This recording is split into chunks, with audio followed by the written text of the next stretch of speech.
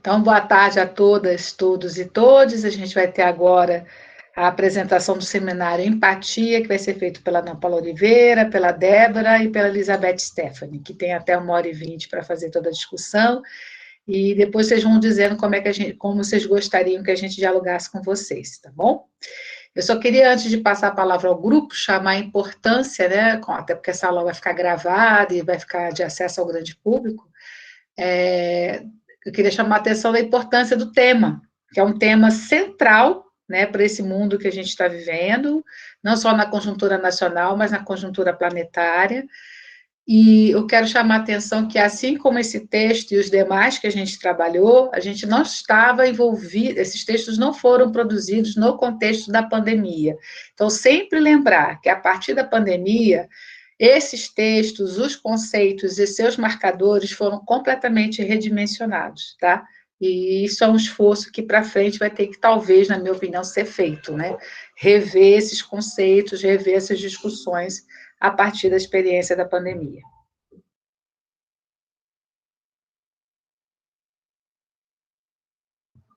A gente pode começar? Pode começar, querida, pode sim. Então, tá bom. Como a professora já colocou, né, eu vou...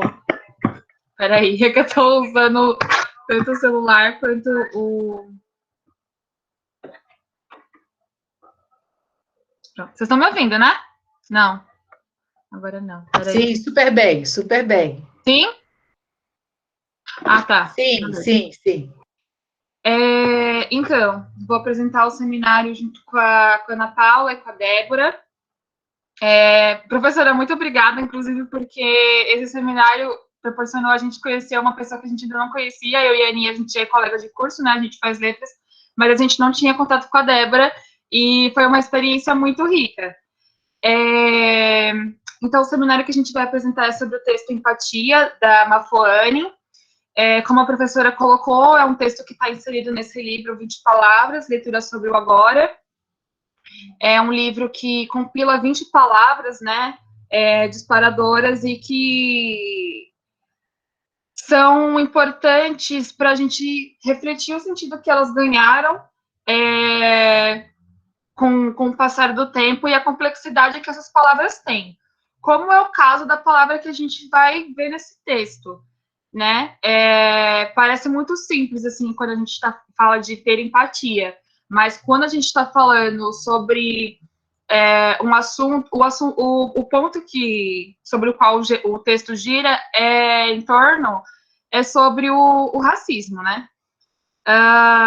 Então, quando a gente começou a ler esse texto, a gente teve uma expectativa e no final da leitura virou outra coisa, né? Porque é muito complexo mesmo. Pode passar, por favor, o slide? Então, antes da gente falar do texto, eu vou falar um pouco sobre a autora. A Mafoane Odara, ela é psicóloga e também é mestre em psicologia do Departamento de Psicologia Social da USP, como a Patrícia colocou, onde ela também é pesquisadora do Núcleo de Estudos de Prevenção à AIDS, na área da juventude, saúde, raça e gênero. Ela também coordena a área de enfrentamento à violência contra a mulher no Instituto Avon, e integra a Rede pela Diversidade, Avon, e também participa do Diretório Fundo do Brasil pelos Direitos Humanos. Então, dá para a gente ver que é uma pessoa que é muito engajada nas iniciativas sociais, né? Inclusive, logo no começo do texto, ela vai deixar claro que a bagagem que ela teve de vida influenciou as escolhas que ela acabou tomando no meio do caminho, né? Então, quando a gente tem essa pessoa que hoje em dia é engajada nessas iniciativas sociais, tudo isso é reflexo da bagagem que ela tem com ela. Pode passar. Então, sobre o texto propriamente dito, a gente tem algumas subdivisões dentro do texto, e logo na introdução tem uma parte que chamou muito a nossa atenção, que é um experimento que ela fez de um grupo de estudo sobre branquitude. Depois ela vai falar da empatia na prática, que é justamente ela trazendo alguns relatos de alguns bolsistas brancos assim, do pensamento que eles tiveram quando eles se confrontaram com os próprios pensamentos racistas que eles têm para com as pessoas negras, né? Sobretudo pessoas negras que são médicas, né? Depois, ela se dirige para essa parte do texto onde ela coloca que o problema somos todos nós. E, por fim, o mundo que queremos, nós que faremos, que é onde ela dá possíveis direcionamentos para a gente resolver essas coisas, né? Pode passar. Então, na introdução, como eu coloquei, como a própria Mafone coloca, as experiências de vida dela levaram ela para onde ela está hoje e também para a reflexão desse texto, né, que é sobre a empatia. O que acontece? A Mafone, ela é filha de ativistas de direitos humanos, e quando ela tinha 2 anos, os pais delas foram convocados para uma missão diplomática na Angola, na Meninas, depois da Guerra Civil que teve. Isso. E aí, eu vou ler esse trecho aqui, que eu achei importante.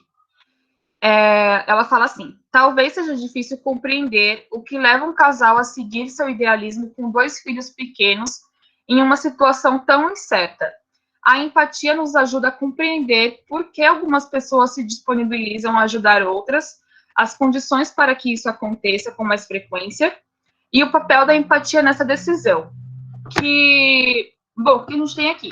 A gente tem uma situação, né, onde ela coloca que os pais dela são ativistas pelos direitos humanos e eles são seguidos, né, por esse idealismo que ela coloca, e que eles estão se colocando numa situação que é muito incerta, né? Você vai para um país que precisa ali ser reconstruído, acabou de passar por uma guerra e tudo mais. E aí, quando a gente leu esse texto, depois a gente foi voltando para decodificar algumas coisas, né? Porque aqui o que acontece? Ela está falando de uma empatia que os pais dela estavam tendo. Como que eu vou colocar isso? Para com as pessoas que estavam sendo oprimidas, certo? Para as pessoas que tinham acabado de passar por uma guerra. Só que o que acontece? Ela está partindo da empatia para com, tecnicamente, o seu igual, mas o texto vai por outro caminho, porque ela coloca para a gente pensar empatia, e ela põe nesses termos, para com quem pensa diferente da gente. Só que eu acho que dizer que ter empatia com quem pensa diferente da gente é muito pouco, porque nesse caso aqui ela tá tratando de pessoas que são as pessoas que reproduzem racismo, né? Então eu acho que tá para além de dizer que é alguém que pensa diferente da gente, né? Então a primeira coisa que me tocou assim foi essa falta. Eu sabia que esse texto ia mexer com vocês, por isso que eu passei para ver vocês operando com tudo que a gente aprendeu no curso. E mais um pouco. Que bom. Porque é um texto aparentemente fácil, vamos lá. Foi muito difícil, tipo assim, quando eu fui ler, eu falei, ai, que bom, um texto e tudo mais, para a gente poder refletir essas questões que a gente teve no curso, só que foi um texto que incomodou a gente em muitos pontos, né? E a primeira coisa que me incomodou foi essa falsa simetria, então, né? Porque uma coisa é você ter empatia com quem, né, com o seu igual, e assim, eu entendo você ter empatia, você ter a capacidade de diálogo com quem pensa diferente de você. Tudo bem, eu acho isso ótimo. A gente tentar estabelecer diálogos com quem pensa diferente da gente. Só que eu acho que a questão aqui não é só quem pensa diferente da gente, né? Então, é isso. Na introdução, eu acho que é bom a gente pensar primeiro de onde ela tá tirando essa empatia, né? E para quem que a gente tem que ter essa empatia. Daí pode passar. Vai lá, Aninha. Vamos lá, todos. Posso piorar a situação de vocês?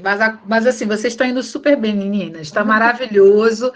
Mas é que é também uma oportunidade de aprendizado para a turma toda. Eu vou convidar o Leonardo agora para esquentar os tambores junto comigo. Leonardo, vamos lá, me ajuda aí.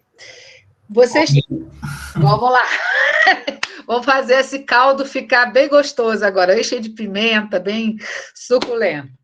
Vocês eu vou dizer o que eu entendi, aí o grupo confirma, e depois eu convoco o Leonardo para dialogar comigo. É o seguinte, vocês estão criticando a autora porque primeiro ela começa falando da experiência diplomática dos pais, né, em que eles tiveram empatia de pegar ir com duas crianças ainda bem pequenas para essa missão de paz em Angola. Que, por sinal, meu primo também foi nessa missão de paz, interessantíssimo, né? Eu conheço várias pessoas que foram nessa missão. E que aí ela convida, na leitura de vocês, que a gente tenha empatia com quem pensa diferente, né? Mas o limite que vocês estão enxergando é que ela convida, na interpretação de vocês, se eu não estou falando besteira, vocês me corrigem, ela convida a ter empatia com quem também comete atos de discriminação. É isso, Ana Paula e Stephanie? Eu entendi direitinho, é isso? Que é a crítica de vocês? Pode falar, Elisa. Elizabeth? Não, é isso. É isso, eu entendi. Tá. Muita coisa, né? Mas eu queria primeiro ouvir o Leonardo. Leonardo, aí que tá, vamos lá. Você entendeu a questão do grupo, né?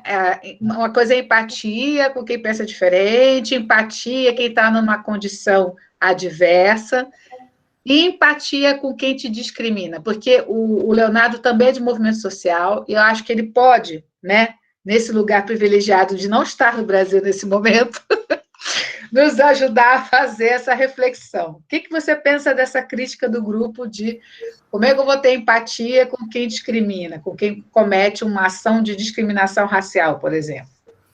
A palavra é sua. Não é certo ou errado, a gente está conversando, entendeu, pessoal?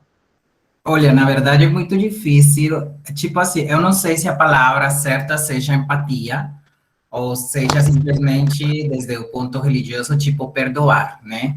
Ou algo assim, aqui se chama de, não sei se a palavra em português é a mesma, reconciliação, não sei. Sim, é a mesma. Então, aqui, como nós temos terminado um processo de paz, que infelizmente, como os governos da América Latina estamos muito mal, infelizmente eles estão acabando com esse acordo de paz, mas aqui tem, assim, para entender o que poderia ser, então, a empatia nessa crítica que o grupo faz, eu fico aí fazendo questão, porque acho que também depende muito dos contextos. No caso colombiano, tem grupos paramilitares, tem guerrilha e tem os militares. Então, aqui nesse processo de paz, muitas pessoas tiveram que ter audiências na justiça com as pessoas que tinham matado, que tinham assassinado os seus familiares. Aqui estamos tendo um processo de restituição de terras. O que acontece? Muitos camponeses estavam nas suas casas e simplesmente chegava um grupo paramilitar, chegava, tirava eles da casa, eles do campo, e se eles não queriam sair, matavam eles, e assim, tipo quase tortura, né? Porque os paramilitares torturam e a guerrilha faz sequestros, né?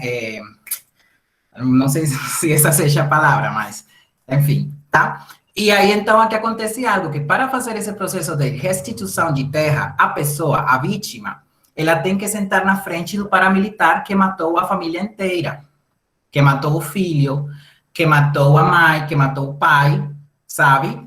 Muitas vezes, os militares faziam operações onde estava passando a guerrilha, matava qualquer camponês que simplesmente estava no campo, colocava o uniforme de guerrilha e passavam como se ele fosse guerrilheiro, tá?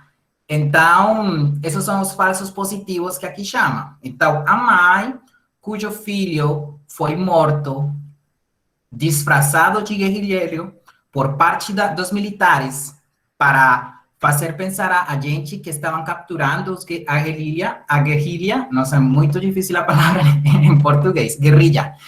Então, acho que aí a empatia é necessária, né? Porque os paramilitares, assim, acho que eles decidiram ir lá, né? Fazer parte, apoiar porque os paramilitares estão, tipo, validados, legitimados pelo governo e pelos militares.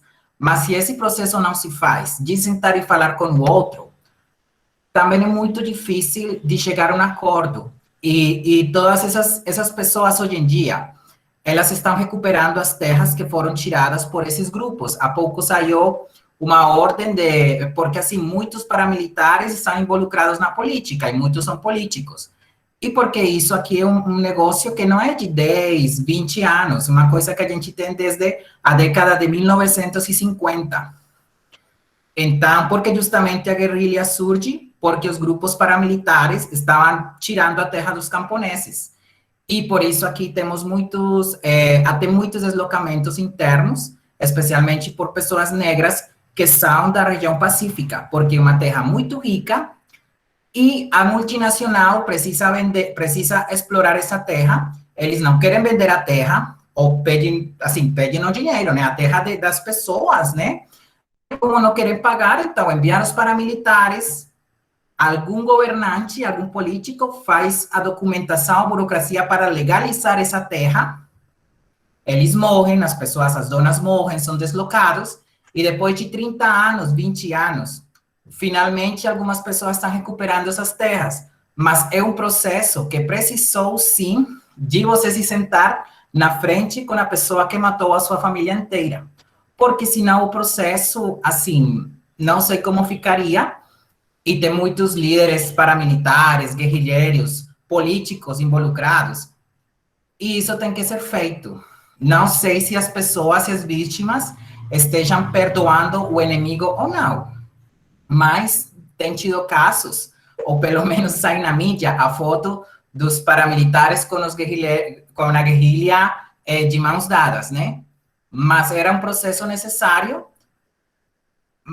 Acho que está dando certo em certa forma, mas também acho complexo me imaginar na pele dessas pessoas, né? Porque é bastante chocante, tipo assim, você ter que sentar, falar com a pessoa que matou a sua família inteira, porque os paramilitares, eles não matam assim na hora, eles torturam com serras elétricas, cortam as pessoas em pedaços. Tem muitas cemitérios, assim, fossas comuns, que são de corpos que eles jogavam aí. E também tem o caso dos falsos positivos, que são jovens de bairros humildes, que eles pegavam, matavam e apresentavam como se fossem guerrilheiros mortos.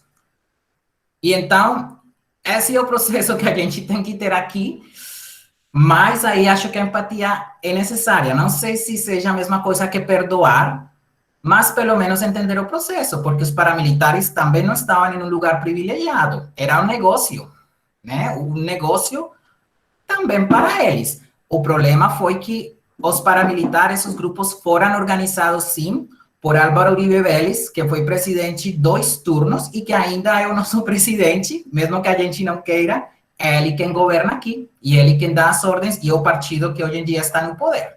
Então, é bem complexo, mas é o processo que está fazendo com as vítimas para poder recuperar, especialmente as terras, porque ainda tem pessoas que simplesmente sumiram e os familiares não sabem se estão vivos, mortos, enfim.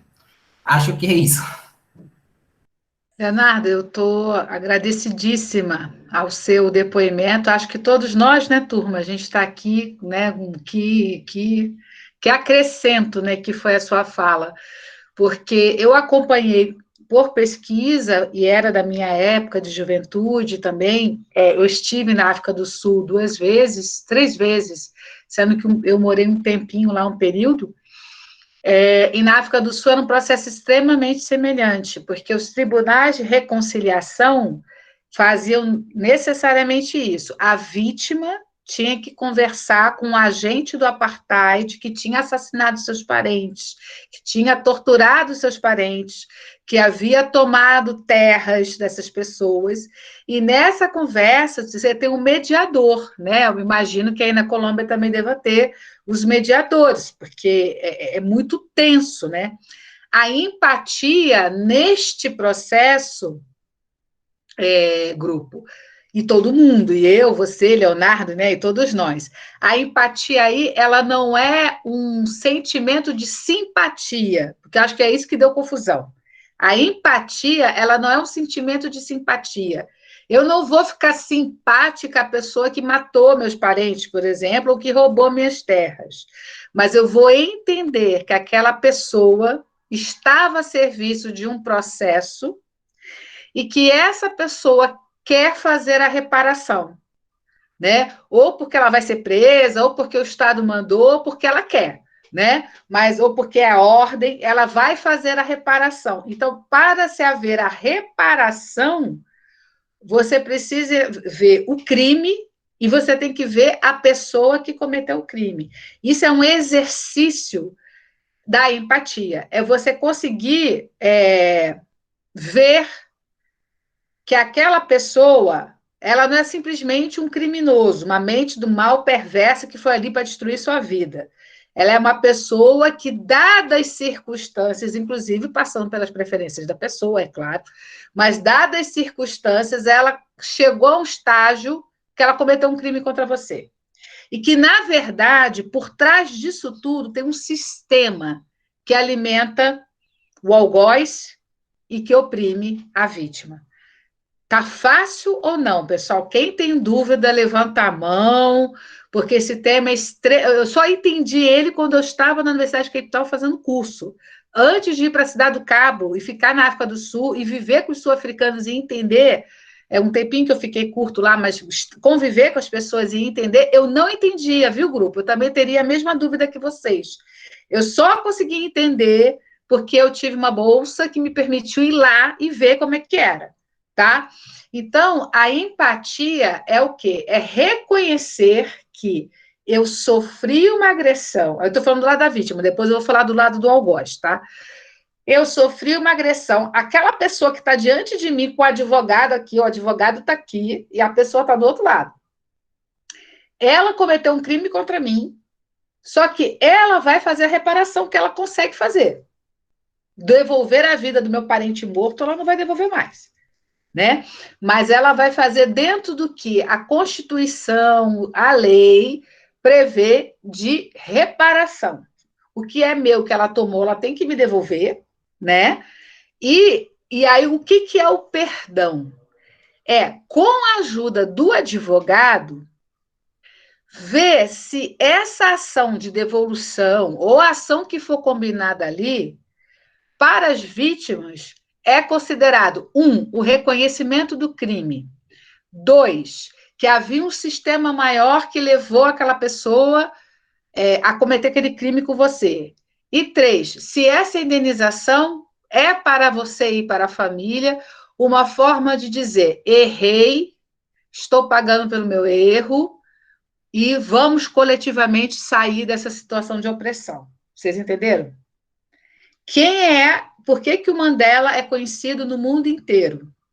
Mandela é a pessoa, né, ele era advogado, que vai ajudar o país inteiro, junto com todos os tribunais da África do Sul, com todos os advogados da África do Sul, com os movimentos sociais, com as igrejas, com diversas entidades religiosas, a constituir regionalmente esses tribunais.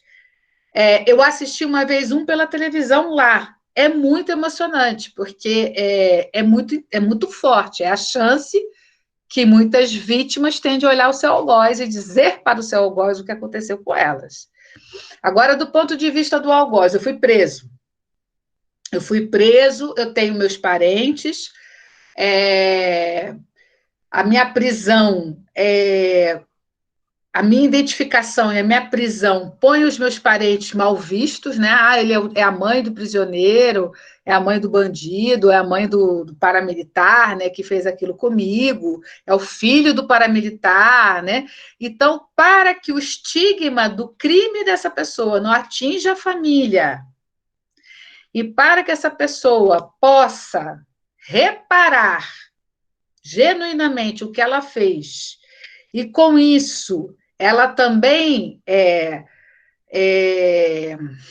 do ponto de vista da justiça, né, porque o direito da África do Sul é diferente do nosso, compensar a vítima, né, ela nunca vai restituir o que te tirou, mas ela vai compensar em função do erro que ela cometeu, porque o erro que ela cometeu não é entendido só como a intencionalidade daquela pessoa, é entendido também como sistema. Então, o sistema era racista. Vamos lá, que é o tema da crítica de vocês. O sistema era racista. Era racismo de Estado. Né? A população negra, por esse sistema, podia ser expoliada de suas terras e seus direitos. Isso era uma constituição injusta, mas era uma constituição. Agora, o cara, na hora que ele vai ser agente do Estado, que vai cometer a ação de violência, ele pode exacerbar, como disse o Leonardo, ele pode te torturar, ele pode fazer coisas além do que está sendo pedido, que por si só já é injusto.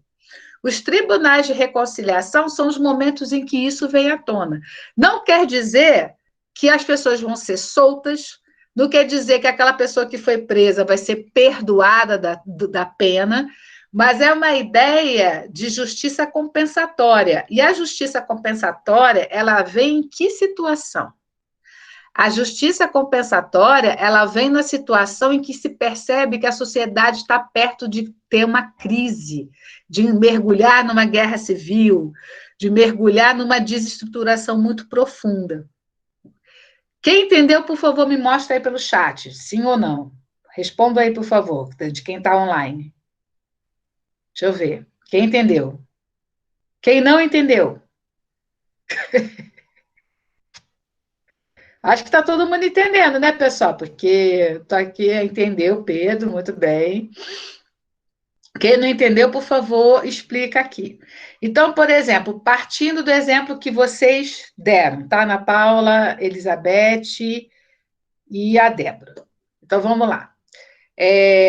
Vocês até colocam aqui, quando e como pessoas brancas podem se engajar na causa das relações raciais, né?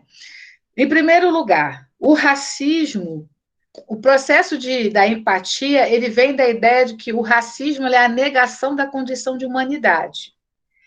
A humanidade, ela tem os negros, mas não somente os negros. Ela tem pessoas das mais variadas diversidades étnicas, sociais e culturais, certo? Então, o que se entende?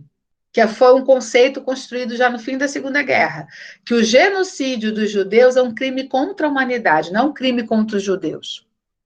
Tá? Matar judeu é matar um ser humano. Então, não se pode matar ser humano por nada.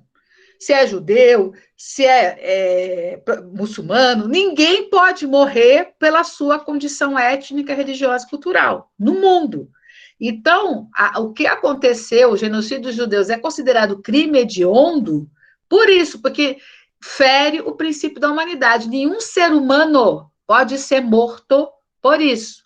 Agora, o que vai acontecer nos tribunais alemães de julgamento, né? O confronto.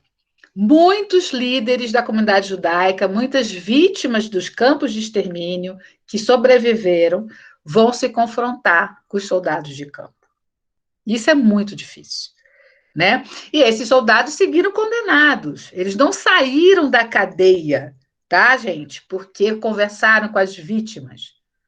Mas há um momento em que você equaliza, porque é assimétrico. Quando você é o que fere, você é o ferido, a assimetria está aí. Agora, quando você tem problemas que ameaçam a vida social, você não só tem que condenar o criminoso, você precisa equalizar a sociedade. Né? Você precisa ouvir a vítima. E aí, o que vai acontecer? O Estado alemão reconheceu, pelo número de confrontos, de conversas, né, mediadas por advogadas, muito duras, muito tristes, muito difíceis, mas essas conversas que houveram entre membros da comunidade judaica e soldados alemães, e generais alemães e comandantes alemães, que o Estado alemão ele tinha uma dívida histórica com a comunidade judaica, por ter ferido a humanidade dessas pessoas. Aí vai se proceder pagamentos, indenizações, construção de museus, publicação de histórias de denúncia ao crime do Holocausto. Nessa mesmíssima esteira estava começando o quê, gente? A Guerra da Argélia, que foi uma guerra horrorosa em que os franceses mataram milhares e milhares de argelinos. E logo depois começam os conflitos em Gana, pela independência de Gana. Então, o que vai... aliás, Gana vem antes, a Argélia vem depois. Aí, o que vai acontecer?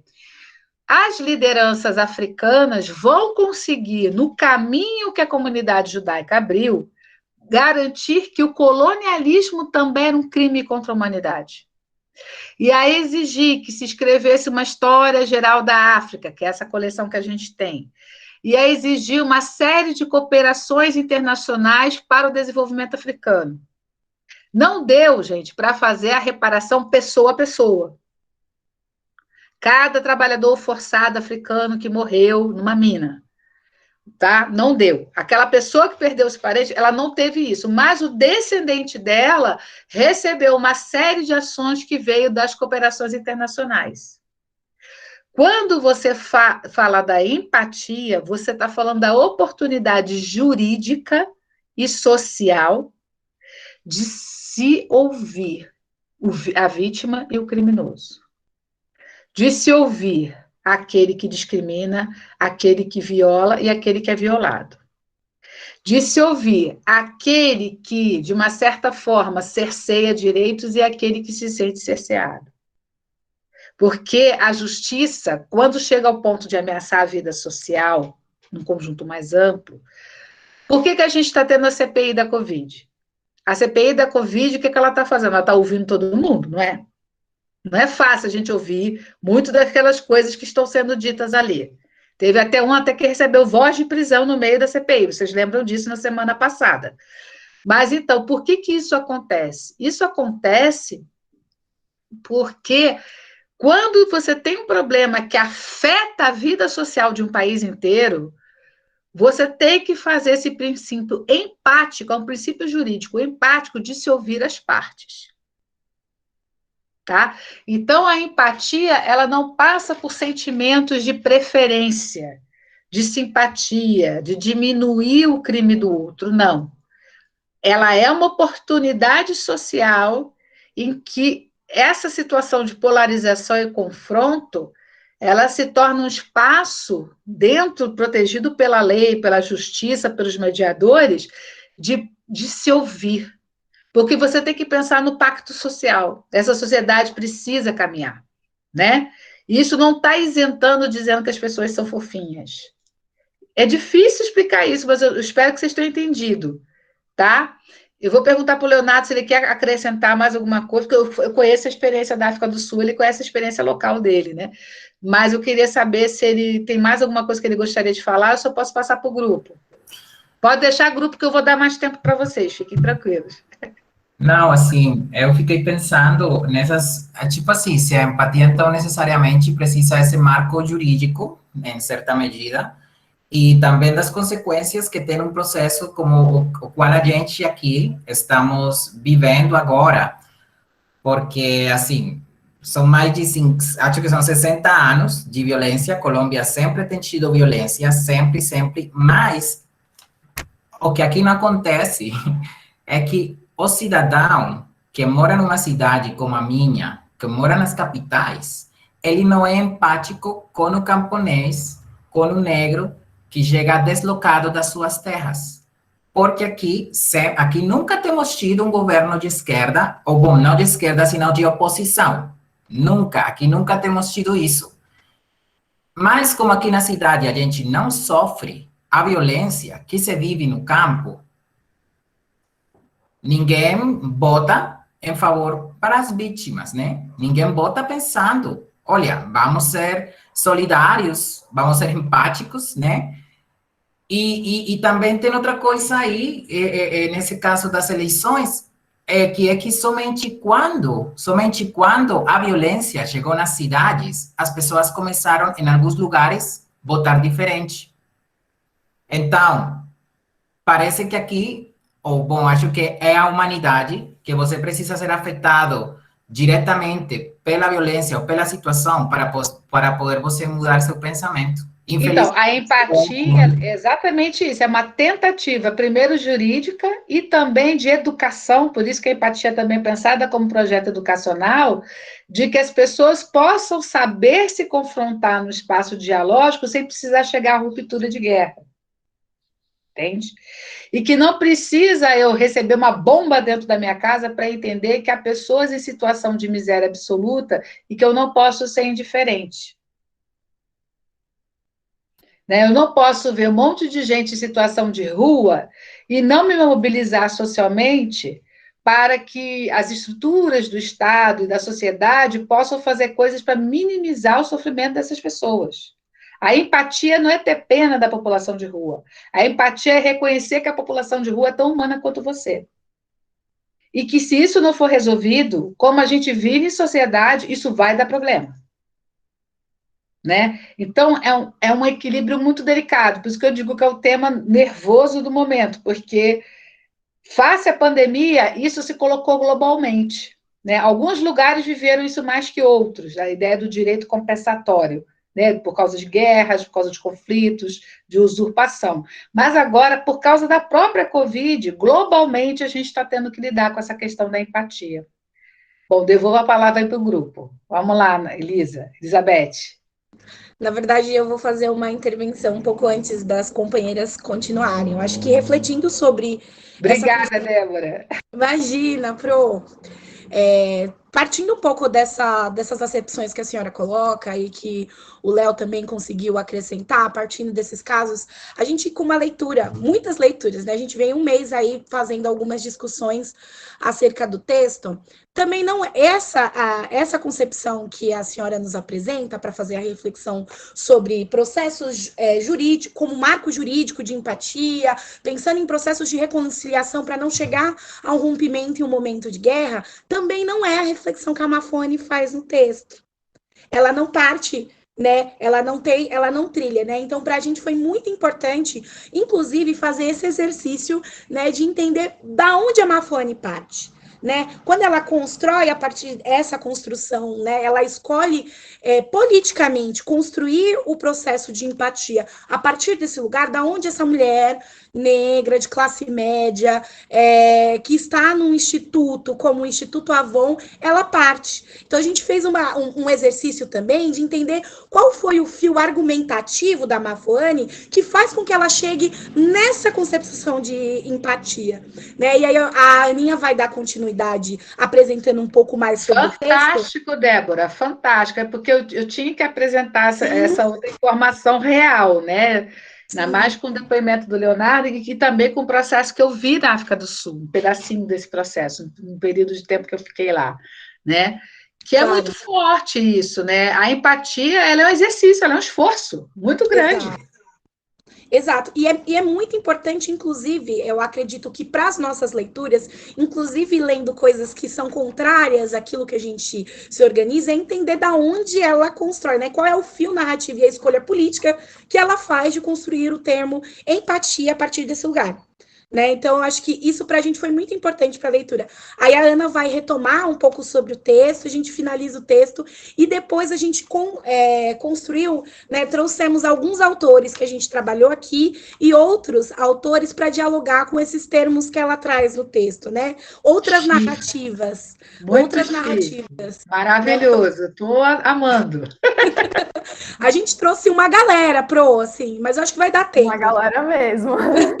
Vai dar, já deu. Nós trouxemos uma galera, porque tem muitas, né? E justamente, né? O texto parece um texto fácil, mas na verdade a gente percebeu assim que tinha muitas coisas que a gente podia dissecar sobre termos, inclusive concepções que a Mafone traz desse lugar, e como que a gente poderia dialogar com outras narrativas de também autores e especialistas pretos. Isso para a gente também tinha uma demarcação muito importante, porque é desse lugar que ela parte, né? A partir dessa construção racializada da negritude, né? Então, acho que esse lugar. Então, a gente trouxe outros autores para fazer essa construção também, né? E aí a gente vai apresentando ao longo do processo. Então, vou passar a palavra para a companheira Ana. Bom, gente, boa tarde. Vou dar seguimento aqui na apresentação. Bom, a Mafone, ela vai falar de um experimento que ela teve num grupo de estudo sobre branquitude. E a discussão central, né, desse grupo de estudos era justamente identificar o papel da branquitude na sociedade, né, quais são os impactos que o lugar, né, que essas pessoas ocupam. E aí foi feita, então, uma dinâmica com jovens negras e brancas, né, feministas. E pode passar o slide, por favor? Obrigada. E aí essa dinâmica, ela consistiu no seguinte: tinham cadeiras dispostas, né, na sala, e algumas tinham a marcação com a palavra branco, enquanto tinham outras que, né, estavam sem marcação. E aí foi solicitado para que essas jovens escolhessem, né, as cadeiras para sentar. E aí, o resultado obtido foi muito curioso, porque todas as meninas negras sentaram nas cadeiras que não tinham a marcação da palavra branco, enquanto as jovens brancas, elas escolheram tanto as cadeiras que tinham a marcação da palavra branco, quanto as sem. E isso mostra muito a questão de como a branquitude, né, ela ocupa diversos lugares, se vê representada nos espaços, né, e muitas vezes não se vê enquanto grupo racializado, diferente dessas meninas negras, né, que se vê enquanto grupo racializado, ocupam locais muito específicos, assim. Isso para a Mafone teve um impacto muito grande, assim, né, que ela coloca no texto, e foi muito interessante, né, essa dinâmica para a gente conseguir visualizar mais. E aí ela faz uma colocação muito interessante, que a empatia, ela não diz sobre você se colocar no lugar do outro, ela coloca isso, porque é impossível você viver a história do outro, mas como o seu lugar impacta no lugar do outro. Então a empatia seria justamente o lugar de você identificar, né, qual o seu papel e como esse impacto ele pode ser positivo, né? Então ela parte dessa concepção. Pode passar para o próximo. E numa questão de tribunal, é o assassino saber o que foi o que ele fez na vida da vítima. E o Estado também saber. E aí a indenização vir chancelada pelo Estado a partir disso. Uhum. Tá? Exato. E aí ela partindo, né, dessa questão de percepção, dessas relações de tensões, né, entre branquitude, ela coloca uma subdivisão do texto, né, que é a empatia na prática. E aí, nesse trecho do texto, ela vai justamente trazer uma experiência que ela teve no mestrado, com um relato de uma bolsista branca, e essa bolsista branca, ela vai falar a partir do momento que ela teve conhecimento de uma médica negra. E aí a gente selecionou um trecho muito específico do depoimento para mostrar como que se dá essa representação, né, como ela atua na psique, né, dessa representação racista, assim. Então, vou ler aqui para vocês. Durante toda a entrevista que realizei, cujo tema envolvia relações raciais, entre outros temas, fui exposta às minhas próprias representações acerca daquela senhora negra. Para mim, naquele momento, ela tinha muito mais cara de cozinheira, de merendeira, de empregada doméstica, que de médica psiquiatra. Apesar disso, do ponto de vista intelectual, ela nada deixava a desejar em relação a qualquer médico que eu já conhecera na minha vida. Muito pelo contrário. Além da formação médica, via-se que ela tinha profundo conhecimento de psicologia, bem como da forma como se apresentam a questão de gênero e a questão racial nesse país. Se tratava de uma pessoa brilhante, cuja residência médica fora feita na Alemanha. Nada disso, porém, supera a cor como estigma. Nada disso me impediu, como mulher branca, de ter uma série de representações racistas sobre ela, mulher negra. Então, esse depoimento é muito forte, assim, porque você vê como que se dá essa construção, né, essas imagens. Então, se a gente faz até, utilizando a metáfora da dinâmica passada, que lugares as mulheres negras se veem representadas, né, onde elas estão. Então, basicamente, a gente vê aqui esse depoimento dessa mulher branca, como que ela pensou os lugares que essa mulher negra ocuparia, mas não esse cargo de alto prestígio, por exemplo, né, de ser uma médica negra. E aí, a gente seleciona esse trecho porque acho que mostra essa questão mais da psique, e, posteriormente, a gente vai trazer a Grada Quilomba, que é uma autora muito reconhecida por ser uma mulher negra, psicóloga, e que tem toda uma contribuição para falar essa questão do racismo atuando na psique das pessoas brancas, por exemplo. E agora eu passo a palavra para a Débora. Obrigada, Ana. Obrigada, Elisa. Com você. Obrigada, Pro. Bom, eu acho que agora é um momento do texto muito interessante que a Mafoane, ela já faz esse lugar de dizer o problema, né? O subtítulo é O Problema Somos Todos Nós. Então, ela já se coloca nesse lugar de que a gente discutiu até bastante, de falar que todas as pessoas envolvidas dentro do processo são parte do problema, inclusive a vítima. Né? Então, existe uma problemática, né? E ela traz aqui o trecho, né? Se não nos colocarmos como parte do problema, não seremos parte da solução. Sempre que eu pergunto para uma plateia quem se considera preconceituoso, acerca de 1/3 das pessoas levanta a mão. O grande problema é que não fazemos com o grande problema é o que fazemos com os nossos preconceitos. Precisamos de mais pessoas construtoras de pontes, dispostas a aprender como se comunicar de modo não violento, sem deixar que as emoções tomem conta das suas decisões e que estimulem conversas que não gerem medo, culpa ou vergonha em outra pessoa. E eu acho que é aí que está a chave de uma das grandes problemáticas também do texto, né? Que é como você, enquanto vítima, vai falar sobre esse processo, só que você não pode se exceder demais, a ponto que o outro se sinta violentado por você.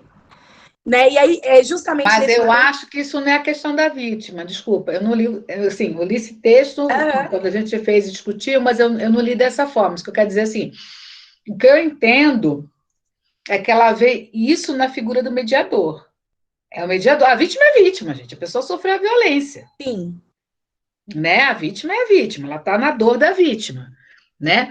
Então, o mediador, ele vai ajudar, né? Se não tiver claro isso, eu concordo com a crítica que você está falando, Débora. Porque é o seguinte, eu tô na dor da vítima, da perda. Como é que eu vou olhar para o cara que matou meu filho, roubou minha terra e dizer, ok, maravilha, eu te perdoar? Não existe isso.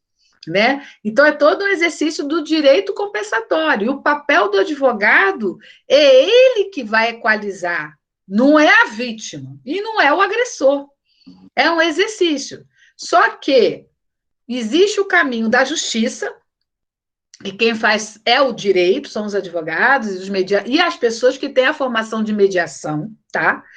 E no campo das relações educacionais, você tem um mediador de conflitos também, e o professor que se dispõe a fazer isso.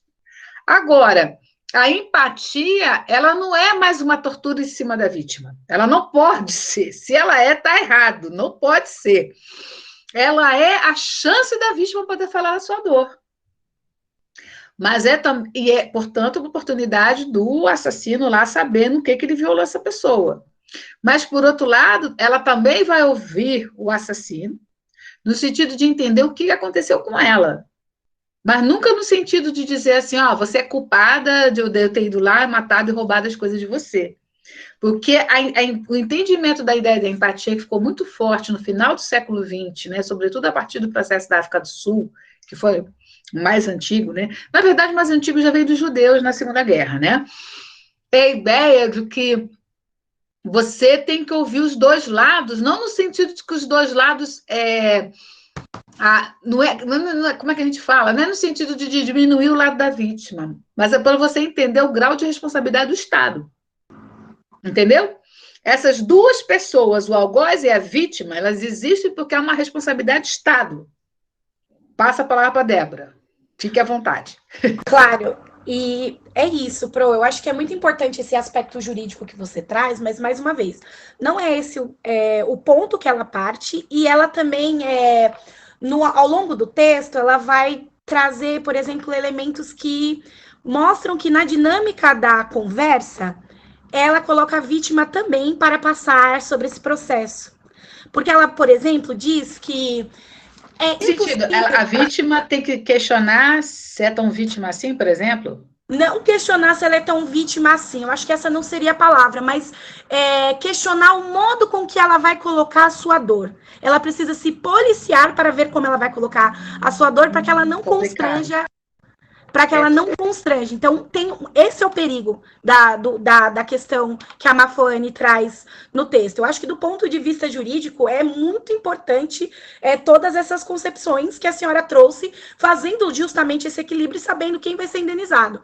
Mas, no caso, a Mafone, no texto, ela coloca a vítima também num lugar de sendo seu próprio mediador, que numa conversa é muito ruim. No texto, a gente tem processos ela trazendo. Olha, não use palavras como cultura de estupro, não use palavras como racismo, né? Enfim, ela traz isso no texto, né? Dizendo que é muito importante que nessa conversa, nesse diálogo, a gente também se policie a maneira com que a gente vai falar. Né? Então, para a gente, uma das questões que também nos movem, o próximo slide pode passar? Né? Que aí isso partindo agora para o último. Débora, eu não estou defendendo o texto, eu só estou pensando em situações que eu conheço. Claro, né? não, eu acho que é importante, mas eu Porque acho que assim, você ouvir a vítima, você tem que ouvir a vítima. Sim. Você não pode chegar para a pessoa e falar assim: qual é a sua dor? Ah, você passou por um abuso sexual. Você não pode já dar o rótulo, porque aí a pessoa não vai falar nada. Né? Você deixa a pessoa falar. E ela, na fala dela e na própria elaboração dela, ela vai te dizer o que houve com ela. Sim. Só que nós temos o conceito jurídico, abuso sexual, abuso moral, tudo está aqui na gente. Mas na hora do depoimento da vítima e também do algoz, a gente tem que ouvir e não sair botando rótulo, porque no que você põe rótulo, você é outro, vou falar mais nada, ela já sabe, né? Então, a questão do mediador de conflitos é extremamente importante. Eu não estou falando do texto, tá? Estou falando de questões africanas mesmo. Porque você não pode chegar e dizer assim, concluir pela pessoa. É a voz da pessoa, é o momento que ela vai contar o crime que ela passou. Né? É o momento que ela vai falar da dor que ela viveu. E, às vezes, e acontece muito isso, quando ela está falando dela, ela não está falando só dela. Ela está falando de várias outras pessoas que, de repente, numa região estão passando pelo mesmo tipo de problema. Então, por isso que o cuidado de você não dizer, isso é racismo. Não é você que vai dizer que é racismo. É ela que vai dizer. Olha, o que eu passei, que eu sinto é assim, assim, assim. Né? Então, é esse cuidado, Débora. É sutil, mas ele é fundamental. Sim. Porque senão a pessoa se sente julgada, que ela já está na situação de vítima. E você já chega, tipo, ela economizou, não precisa falar mais nada, né? Fico quieta, né? Porque ela já economizou. Então, assim, eu entendo a sua crítica, mas tem esse outro lado também que a gente tem que observar, quando a coisa já chega na dimensão jurídica, entendeu? Sempre é isso, quando a coisa chega na dimensão jurídica, você não pode prejulgar pelo outro, você tem que deixar a pessoa dizer o que está acontecendo. Isso é uma experiência também muito importante, que por exemplo, na mediação de conflito, no serviço social, né? Então, eu trabalhei muito tempo, né, na assistência, e na assistência como orientadora socioeducativa, a gente recebe uma família em situação de violência, tem todo esse lugar de você sentar e dialogar para a família, né? Um dos princípios mesmo da própria assistência social é que a gente deixe que a família consiga traçar um percurso, você dá elementos para que essa família consiga se fortalecer, mas que ela trace o próprio percurso dela, né? O que para a gente pega como um processo, e aí a gente vai trazer esses outros autores para dialogar, o que para a gente pegou bastante na nossa leitura é justamente quando ela coloca a vítima como quem, e pensando que essa vítima, ela esse momento, talvez, de enfrentar o seu algoz, é justamente quando ela pode expressar o que ela está sentindo e dizer sobre a dor dela, ela precisa se policiar. Esse corte, esse rompimento com um processo em que a vítima pode se expressar sobre o que ela está vivenciando, é o que para a gente é um pouco difícil, porque a linguagem não violenta, pelo menos não deixa explicitado no texto, ela não está no lugar do mediador, mas ela também está no lugar da própria vítima. Né? Então, isso para a gente traz um questionamento sobre como fazer esse processo, né? Como pensar... Concordo. Quando pensar nessa eu vi isso sempre na dimensão já lá no fim. Eu sempre vi já na fase da bagaça, né? Tá na justiça, não tá preso, o outro tá machucadíssimo, uma situação horrorosa, né? Que ela tem que julgar, tem que resolver. Então, né? Isso é muito tenso, realmente. Mas a gente está falando dessa parte educativa, aí nessa parte educativa eu concordo contigo. E é muito violento também, né? Como a gente silencia a própria vítima, né? E isso não é nem um lugar de como você vai fazer a escuta do algoz, mas como você silencia a vítima no momento, ou cerceia ela no momento em que ela está expressando sobre o processo da sua dor. Né? E é um pouco, por exemplo, como uma das chaves da argumentação da Mafuane, assim. A mediação da palavra, né, dizer termos, você expressar sobre esse lugar violento como um lugar difícil, assim, você precisar meio que policiar a sua fala, né? Então, aí ela finaliza o texto, né, com esse último subtítulo, O mundo que queremos, nós faremos. Todo o processo de transformação só é possível se todo mundo faz parte, cada um no seu lugar, e lembrando que cada pessoa conta. Use isso a seu favor e a favor de outras pessoas. E talvez você não mude o mundo, mas se mudar o mundo de alguém, terá valido a pena. E para aquelas pessoas que têm mais poder de interferir positivamente na vida de outras, gente, meu interfone está tocando, só um minuto. Eu vou deixar ele terminar, só para terminar a leitura. E para aquelas pessoas que têm mais poder de interferir positivamente na vida de outras, quem pode, mas tem que fazer mais. Então, é fundamental que cada uma reconheça seus privilégios e se coloque como agente da transformação que queremos ver no mundo.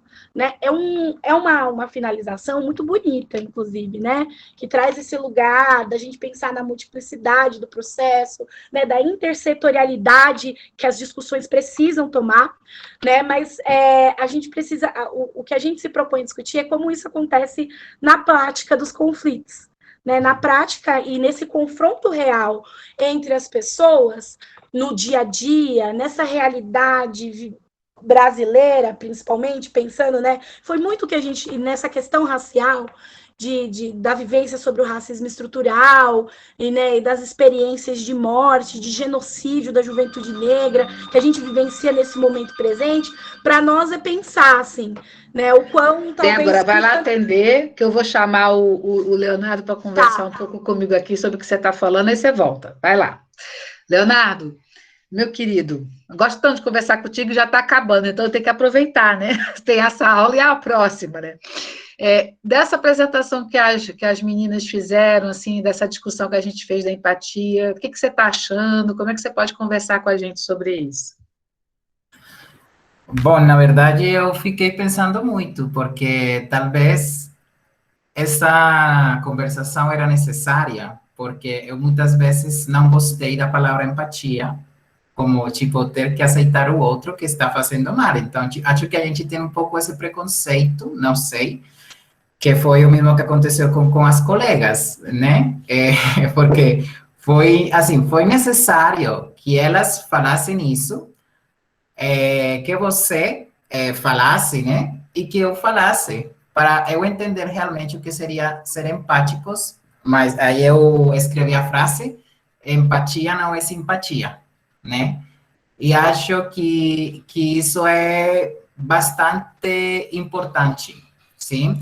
É muito, tipo, essa frase que você falou, empatia não é simpatia, nossa, esclareceu tudo para mim, porque eu pensava que sim, que ser empático era aceitar o outro, seja como ele for, então, aí como outra pessoa for.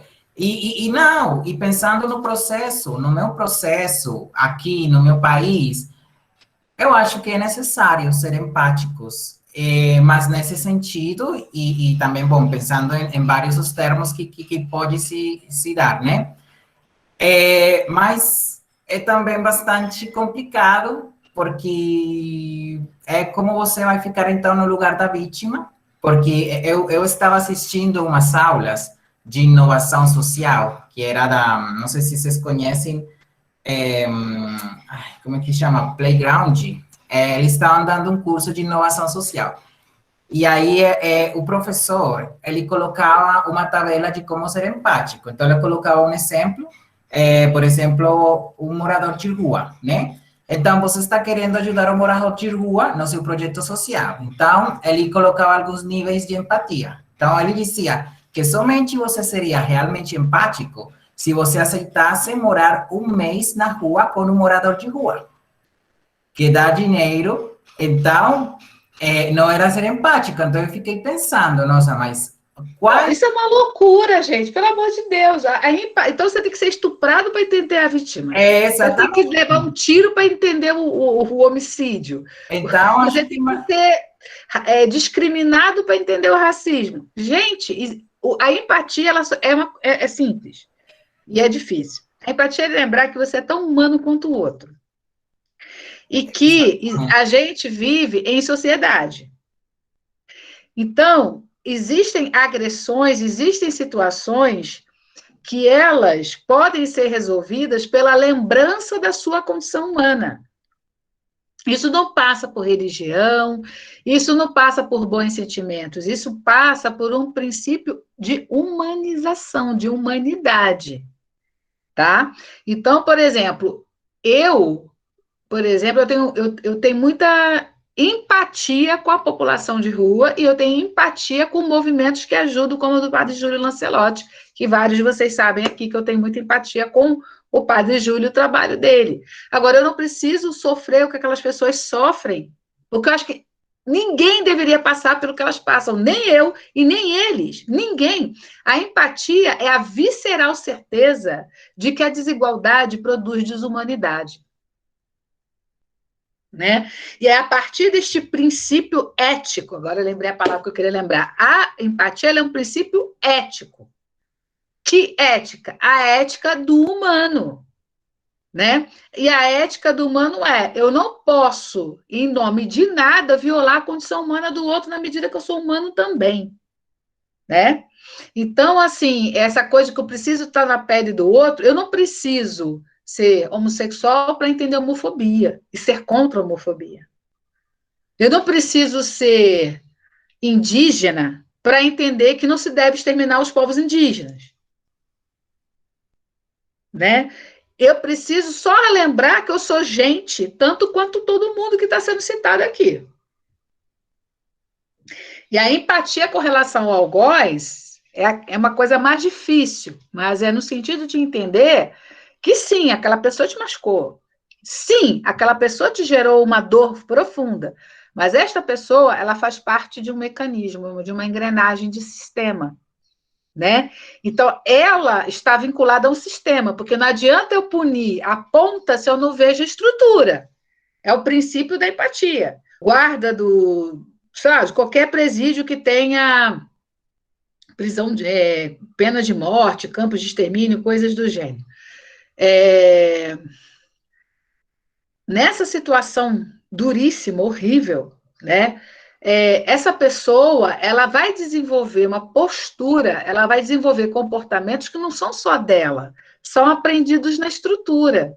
Então, você tem que ver qual é a responsabilidade da estrutura e também qual é a responsabilidade da pessoa, porque eu posso ser dessa estrutura e não concordar com isso, e não fazer exatamente daquela forma e nem precisa acrescentar requintes de crueldade.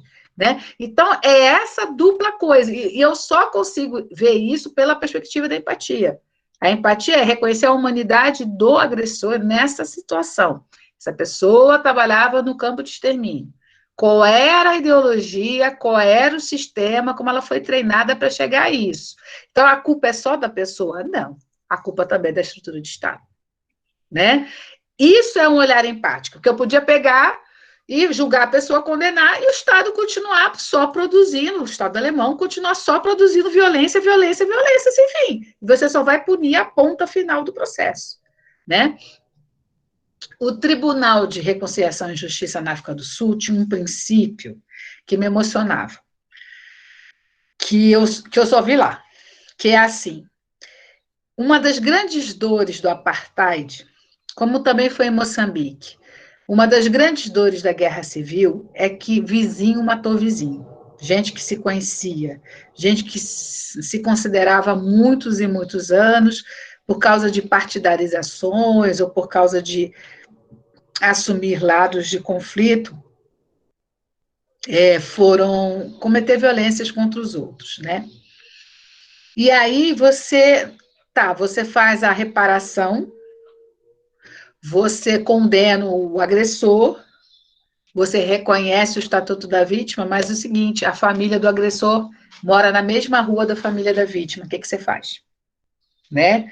Então, também, e aí foi o papel das igrejas, que é a questão da cura entre vizinhos. O que é possível ser feito para que essas famílias pudessem continuar, são famílias pobres, para que essas famílias pudessem continuar sendo vizinhas, para que houvesse uma coexistência entre essas famílias. Isso é uma coisa que até hoje a África do Sul não resolveu. Mas há toda uma reflexão sobre isso, né? Porque não é só a questão do crime, castigo, punição e recompensa, punição e indenização, né? Não é recompensa, é indenização. É uma questão também de vida de vizinhos, né? Como que você coexiste com outros a partir do fato de se você saber que lá na ponta da rua mora o assassino da sua família, a família do assassino da sua família. Né? E isso nos contextos africanos, a gente tem que lembrar das sociedades africanas, elas são diferentes das nossas, são sociedades de linhagens, são sociedades de aparentados, essas pessoas têm vínculos de parentesco por outros caminhos. Então tem que entrar também para lideranças do direito das famílias ou do direito dos diversos povos africanos para ajudar a justiça. Porque você tem que ajudar as pessoas a continuar a viverem. E muitas vezes elas vivem na mesma cidade, elas se encontram em várias situações, né? Então, como ajudar essas pessoas a atravessarem tudo isso? A África do Sul é uma grande lição para todos nós, né? No que eles conseguiram, no que eles ainda não conseguiram, de fato, é uma grande lição de reflexão para todos nós. Débora, pode continuar. Ai, obrigada, Pro. Deu tempo de eu ir lá ver o que estava acontecendo. Bom, eu acho que é esse lugar mesmo, assim, Pro, que a gente começou. Ela termina, ela finaliza esse texto naquilo que a gente acredita, né?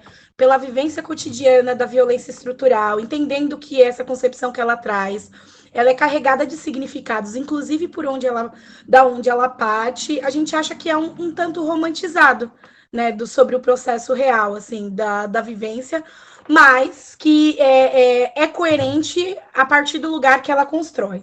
É coerente a partir dessa mulher também que se forja, né, e constrói a sua argumentação e o seu texto a partir também de uma narrativa que parte de um lugar também mercadológico, assim, eu acho que uma das coisas muito difíceis dentro dessa construção do texto da Mafone, e que chama bastante a nossa atenção, eu acho que a gente agora vai conseguir entrar em outros pontos de vista que confrontam muito o processo dela, é que como ela constrói a argumentação sobre empatia, sempre esse lugar fica numa construção muito no campo das ideias, muito no campo assim, mesmo quando ela escreve sobre isso na prática, ela fica dizendo que o que eu já tinha trago, né? Que você não pode, o que a própria vítima, assim, conversar sobre temas difíceis sem utilizar mais palavras mais carregadas de significado.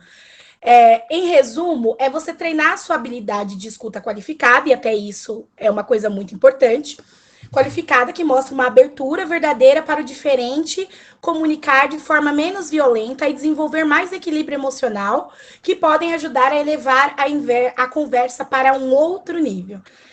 Para a gente também foi muito incômodo esse lugar de é assim que a gente eleva a conversa em outro nível.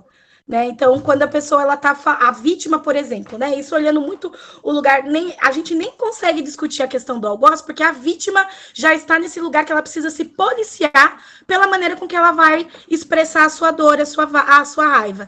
E para a gente também conseguir. Entendi. Tá? E até para a gente também entender esse termo que ela usa, né, que é um termo que agora se está circulando bastante, que é o termo de comunicação não violenta. Então, a gente foi entender o que era comunicação também não violenta e poder, por exemplo, dialogar. Por favor, Stephanie, você pode passar o próximo? E aí eu vou passar a palavra para as companheiras, porque a gente vai agora trazer um pouquinho né, uma pílulazinha dessa discussão sobre comunicação não violenta e como isso, por exemplo, pode trazer algumas questões aí para a gente pensar e dialogar. E aí a gente vai ficar muito feliz aí com essa discussão e depois trazer outros autores também que são importantes aí para contrapor algumas coisas que a Amafone traz nessa comunicação não violenta. Aí eu já passo a palavra para as amigas. Bom, gente, então, a gente pesquisou, né, sobre esse termo que aparece no texto da Amafone. É um texto um conceito, né, que eu já tinha ouvido, mas eu não sabia do que se tratava, né? O que seria, então, a comunicação não violenta?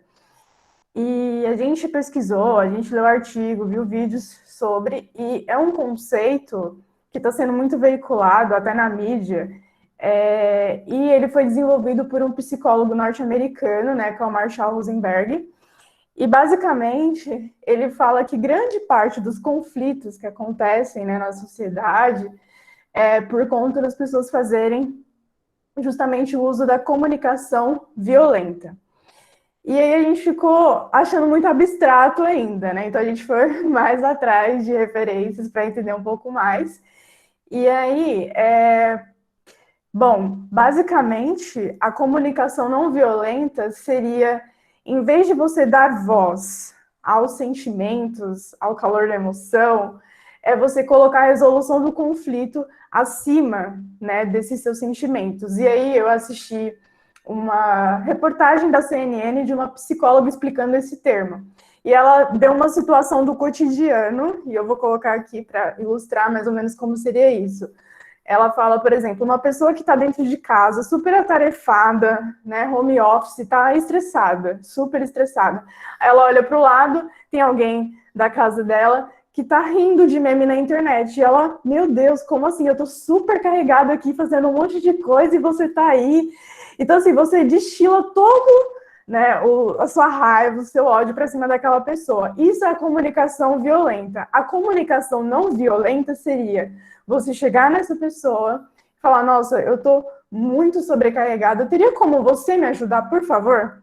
Então, é você colocar a resolução do conflito acima das suas emoções. Então, é basicamente isso. E aí a gente discutiu um pouco, né? Porque, de fato, como acho que a Débora explicou, a gente ficou um pouco incomodada no sentido de falar assim, por favor, não se comunicar, sei lá, de modo não violento nesse lugar da vítima, por exemplo, se expressando, né? Porque a gente ficou se questionando, será que essa comunicação não violenta, ela não entra numa linha muito tênue entre o silenciamento das dores da vítima, por exemplo? Aí a gente ficou refletindo um pouco sobre isso.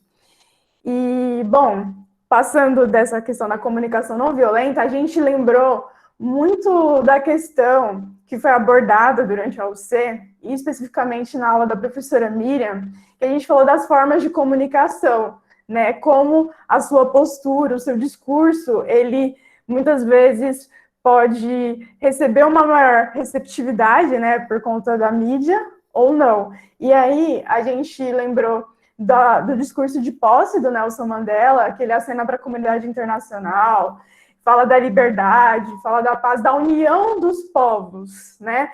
Ele traz muito isso. E o Martin Luther King também tinha esse discurso, né, num tom um pouco mais pacífico, né, dessa união, e assim, tem muita semelhança nesse sentido, e como a mídia recepcionou mais, né, deu uma maior abertura para eles do que, por exemplo, Malcolm X, que tinha uma postura mais rígida, mais enfática, dessa não negociação com a branquitude, né, e por ter essas críticas mais severas ao capitalismo. Então a gente também ficou pensando muito como a comunicação e o discurso, né, eles operam muito nessa linha do tom que você adota e como a mídia, ela recepciona mais. Então, não sei se a Elisa e a Débora querem acrescentar também essa parte, porque a gente discutiu muito sobre isso também. Eu queria entrar só num ponto que eu também acho interessante, isso agora trazendo essa discussão para o campo dessa praxis da Mafuane, enquanto uma pessoa que assume, né, a liderança de um instituto e que está inserida nesse contexto do capital e promovendo a diversidade dentro do capital. Então, eu fico pensando o quão pode ser ou não perigoso quando você não respeita isso que a Ana trouxe, dessa linha tênue, em silenciamento da vítima sobre um discurso palatável e que ele tem uma agregação muito mais forte dentro do mercado, ou quando você realmente deixa muito explícito, na verdade, toda essa construção violenta que você está vivenciando, né? Então, se isso também não é um lugar muito... essa construção, essa escolha política por esse caminho para a palavra empatia, ela também não se anexa sobre esse lugar que ela parte, porque ela é uma pessoa preta construindo uma noção de empatia a partir de quem fala de dentro do mercado. Né? Então, em nenhum momento, por exemplo, na discussão do texto dela, ela traz ela traz um valor estrutural real para isso, assim, fazendo uma discussão de classe, fazendo uma discussão que, de fato, consiga operacionar essas vivências e essas dores, e só trazendo para esse campo mesmo, dessa mediação, de sentar e do diálogo, só que ela não dialoga isso partindo de um lugar, uma discussão de classes, por exemplo. E a gente ela não assume a simetria, é isso que vocês estão dizendo. Boa, Pro, eu acho que esse termo é o melhor. Ela não assume a assimetria e acha que todas as pessoas, de algum modo, estão partindo de um lugar um pouco mais igualitário para promover esse diálogo. Quando, na verdade, quem está com fome, quem está numa situação de extrema miserabilidade, ela não tem condições objetivas de fazer uma discussão dessa. Né? Ela não tem condições materiais de promover uma discussão como essa. Então, para a gente, esse lugar também que não rompe com uma lógica de mercado, que é palatável para o mercado, essa diversidade, inclusive que ela é muito midiática, enfim, fez a gente pensar muito, assim, sobre esse processo e também ligando esse lugar da onde a Mafuane parte, assim. Então, a gente sempre fez muito esse exercício. Então, ela faz essa escolha política de construir o termo a partir desse lugar, porque isso diz respeito da onde ela vem, diz respeito a que lugar ela está inserida dentro dessa construção, ela está dentro do mercado, né? Ela está no mercado, ela operaciona o processo de diversidade dela, a construção sobre a diversidade dela, a partir de uma lógica de mercado.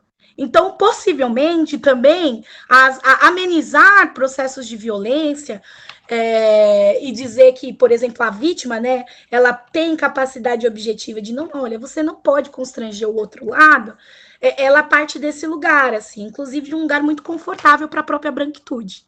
Né? De quando se é questionada, né, e dizer, nossa, o tom que você está falando é muito violento, eu não sei se eu consigo escutar sobre o que você está falando, porque você está sendo muito violento.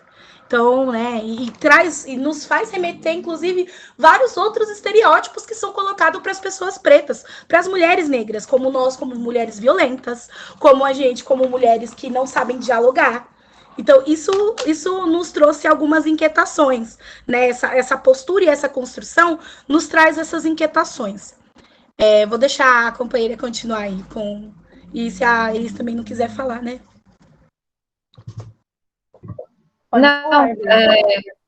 Não, pode falar, Ana. Não, era só isso mesmo que eu tinha. Você já pode colocar em agrado mesmo, falar. Beleza. Então, como a gente falou, né, a gente ia trazer outros autores para ajudar a gente a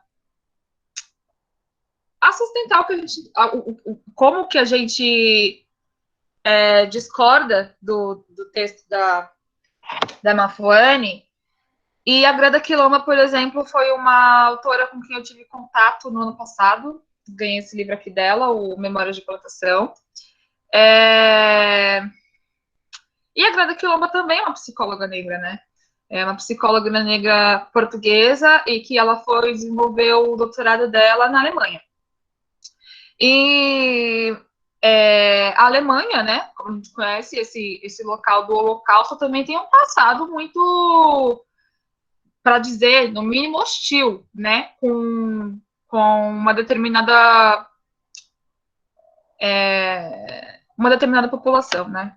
sei lá, não sei se eu estou usando a palavra certa, meu cérebro já está pifando, mas enfim.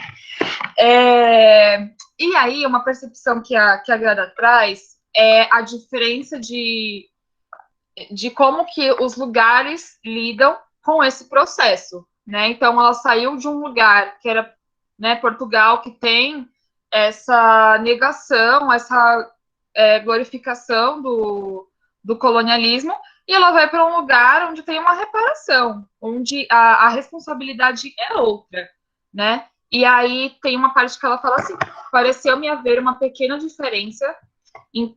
Pareceu-me haver uma pequena diferença.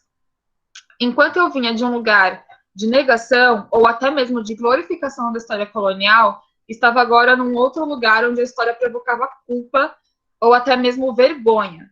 Este percurso de consciencialização coletiva, que começa com negação, culpa, vergonha, reconhecimento e reparação, não é de forma alguma um percurso moral, mas um percurso de responsabilização. E aí, quando eu estava relendo isso, eu lembrei da fala que o Alan Santana fez, né, quando entrevistaram ele.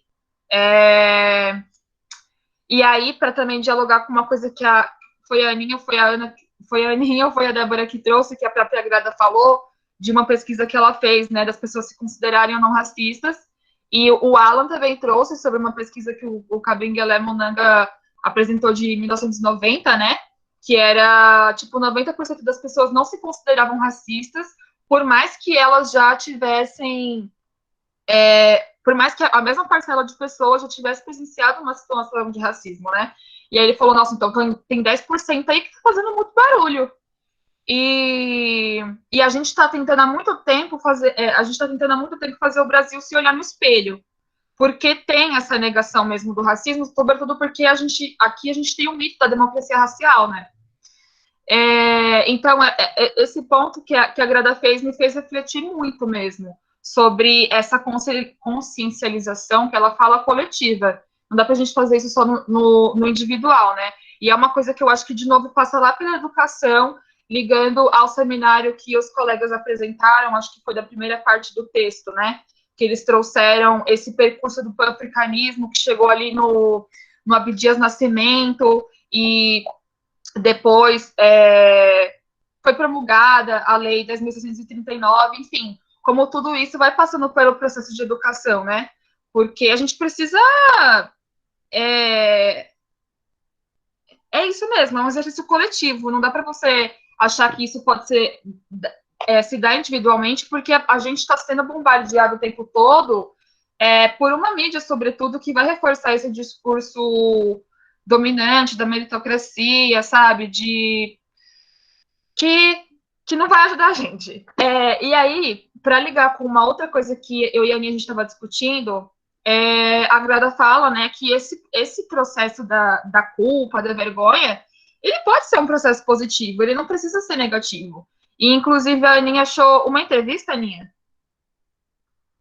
Pode falar um pouco da entrevista da própria Fanny? Sim, a Mafone, ela fala até, né, que a vergonha ou essa culpa que às vezes surge, tipo, de você falar assim, mas, né, apontar ali uma situação racista, ela mesma, né, fala que é um percurso de responsabilidade, né, então é importante essa responsabilidade, só que assim, no texto dela, a gente se deparou com isso, né, que ela fala que, não, para não provocar esses sentimentos, evitar esses sentimentos de culpa, de vergonha, só que divergiu um pouco da entrevista que eu tinha visto, né?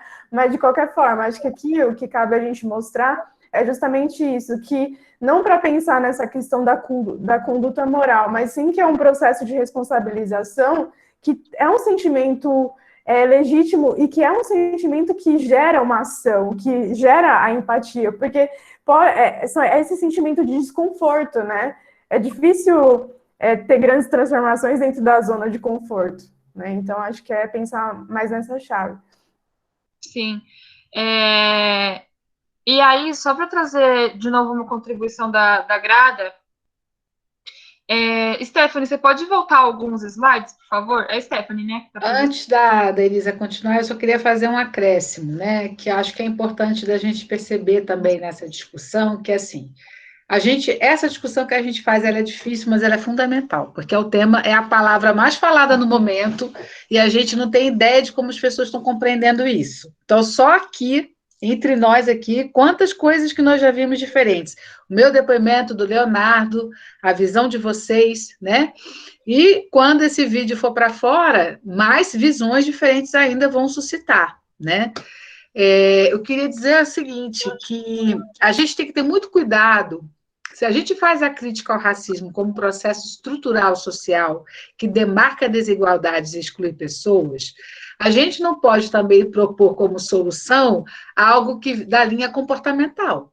Né? Senão parece que o problema do racismo é o problema do menino feio, da menina feia, do comportamento mal. Ó, o comportamento mal, menina feia, menino feio. Não é um problema do menino feio, da menina feia, não é um problema comportamental, é um problema de social, de gerência da vida individual e pública, que exclui pessoas e consolida privilégios de outras.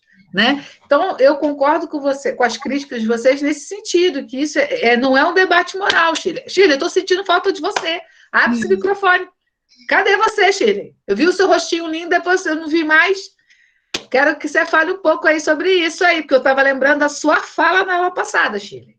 Então, como você apareceu aí, agora você vai falar. Sinto muito, abre aí o micro, fala com a gente um pouquinho. Tô aprendendo aqui, Pro. É que tem um vizinho aqui com furadeira, aí também tá difícil. Mas eu tô gostando muito desse debate, tá muito interessante. Não sei, eu tenho esse mesmo sentimento, né, que o racismo, ele não é um debate moral, porque, e se a gente coloca ele nesse campo, fica numa luta de bem contra o mal, né, o que é extremamente complicado e que, de certa forma, a gente acaba não sei explicar, mas o racismo, ele é uma questão social, né? Ele não está incrustado no DNA das pessoas. Ele é uma questão de manutenção, reprodução de poderes, estruturas e exclusão de pessoas. Exatamente, exatamente. Inclusive, mudando, né, as formas como a gente constrói a própria produção do saber, as próprias produções sociais, a gente consegue dar avanços e passos em relação ao combate das desigualdades. Então, não é também só um debate individual, é um debate coletivo, né? Inclusive de se enxergar enquanto humanidade. E, em relação a isso, a gente tem que discutir os privilégios das pessoas que são brancas, dos homens em relação às mulheres, as pessoas hétero em relação ao LGBT, e por aí vai, mas não pode ser apenas um apontar né, um apontar de dedos ou algo como ruim. Acho que a gente tem que aprofundar e ir para além disso. Eu estou gostando bastante do debate, achei massa discutir a questão da empatia, muito legal, o texto também é bem... É porque vira chiclete, né? Ah, empatia, falta empatia. Eu chego no ponto de ônibus, pessoal, falta empatia. Eu chego na padaria, falta empatia. Falta empatia. Foi uma que raio de empatia é essa? Eu resolvi botar para a gente discutir isso. Muito massa, muito massa. Abre um diálogo muito bom. O grupo está com estrondoso parabéns. Estou amando aqui. Eu virei aluna, eu estou aqui, né, ouvindo, pensando. Vamos lá. Obrigada, gente, pelas contribuições. É bom saber, porque é muito bom saber, professora, porque a gente ficou muito aflita, viu? A gente ficou pensando. Mas isso é aflitivo. Isso é aflitivo, porque é o que está pegando agora, é o nervo tridente, né? Que a gente tem, né? A gente tem um nervo da boca, que é o que quando ele inflama, né, um horror, um dente, é um nervo tridente lá. Eu não sei qual é o nome dele, que é que passa aqui pelos dentes aqui de trás. Então, isso é o que está acontecendo na sociedade brasileira hoje. Né? Essa é uma nervura que está inflamada e que a gente tem que olhar para isso mesmo. Sim. Outro ponto que eu ia ressaltar dessa discussão ai, achei que meu microfone estava desligado. Outro ponto que eu ia ressaltar dessa discussão da Maflane é que, assim, eu li essa parte E eu fui lembrando de umas discussões que a Bell Hooks fez, que a Angela Davis também fez, porque, por exemplo, quando ela vai falar dessa dinâmica das cadeiras, né? Ela fala que esse estudo foi feito com jovens feministas, nas palavras dela, que, portanto, conscientes das desigualdades no Brasil.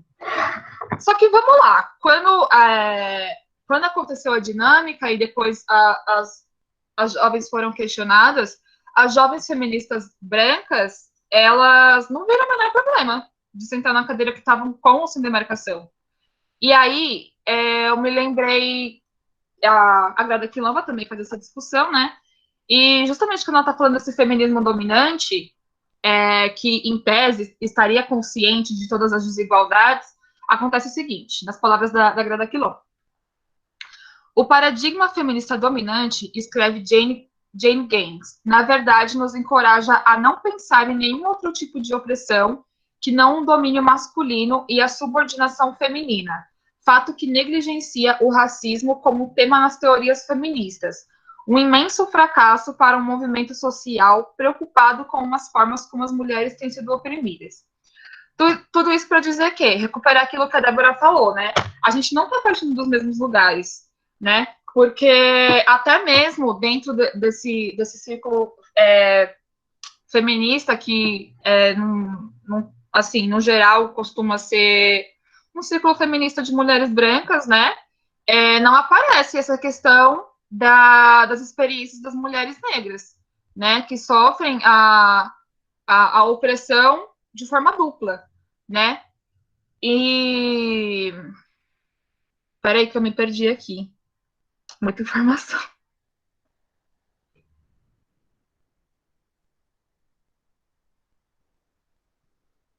Mas enfim, é porque a Débora tocou nesse assunto da gente não partir dos mesmos lugares para discussão, e quando eu li essa parte aqui, eu lembrei muito disso, dessa discussão que a Grada Quilomba fez, das diferenças de lugares que a gente parte, assim, porque mesmo quando essas pessoas que deveriam estar conscientes das desigualdades no Brasil, elas não estão, porque elas tomam a vivência dela como universal, como é o caso das jovens feministas brancas, que acham que a experiência da mulher branca é a mesma para todas, inclusive para as mulheres não brancas.